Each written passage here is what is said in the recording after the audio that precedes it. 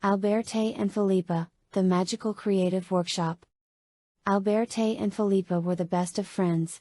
They did everything together, but there was one thing they especially loved: making creative projects. In Alberte's garage, they had set up a colorful workshop, which was their secret hideaway. The garage was filled with paint, beads, paper, and recycled materials they had collected from flea markets and thrift stores. When they worked together, they forgot about the world around them.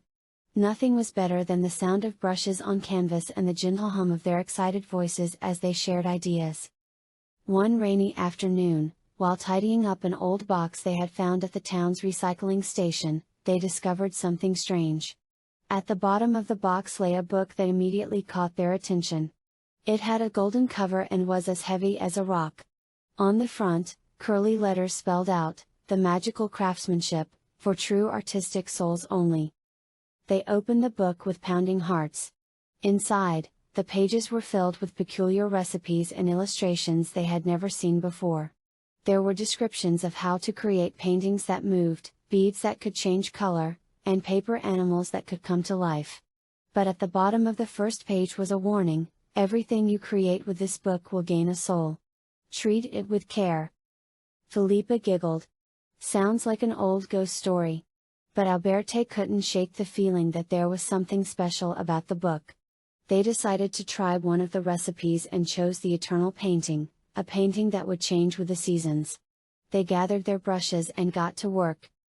It took hours to paint the beautiful landscape, which depicted a blooming meadow under a bright sky. When they were finished, they sprinkled a little of the strange powder from the book over the painting, as instructed. Suddenly, it began to glow. Right before their eyes, the painting transformed, snow started falling on the meadow, and little birds flew across the sky. They were speechless. The magic was real. From that day on, the book became a part of their lives. They created beautiful things they had never thought possible. There were glowing lamps made of paper and bracelets that could show if someone was happy or sad. But they quickly learned that magic could also create problems. One day, they decided to make a talking clay figurine. The figurine was supposed to help them come up with ideas when they were tired, but it turned out to be more stubborn than helpful. They named him Lertus, and he immediately started criticizing everything they made. "What's that? A cloud? It looks more like a blob of paint," he laughed, pointing at their paintings. At first, they were annoyed, but soon they realized his criticism was often helpful. He made them see their projects from new perspectives, and although he never stopped complaining, he became an indispensable part of their workshop. The more they created, the more popular their workshop became. They started sharing their magical creations with the townspeople. One of their most beloved projects was a giant mosaic made of old glass pieces that could light up in the dark. Every evening, the entire town would gather to admire its beautiful glow. Another favorite was their wind harp, a sculpture that played music when the wind blew through it. The town's children loved it, and Alberte and Filippa were proud to bring joy to others. But not everything went as planned.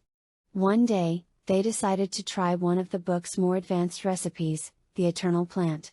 It was a plant that would always bloom and bring happiness to its surroundings.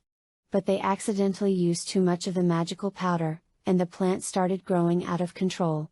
Its vines wrapped around the workshop, and the flowers exploded in clouds of pollen. It took them the entire day to tame it, and Lertus complained the whole time.